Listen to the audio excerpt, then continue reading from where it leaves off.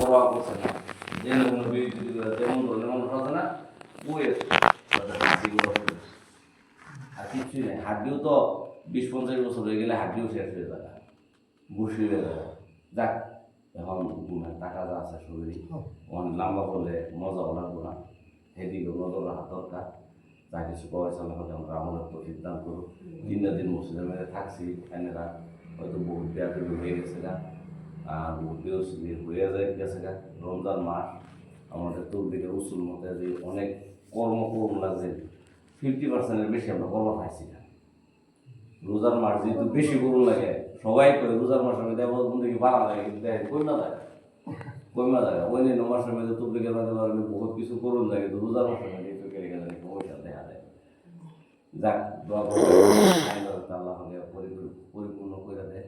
আর যেগুলো ভুলভ্রান্তি হয়েছে আল্লাহ মাফ করুক, আপনারাও মাফ করবেন।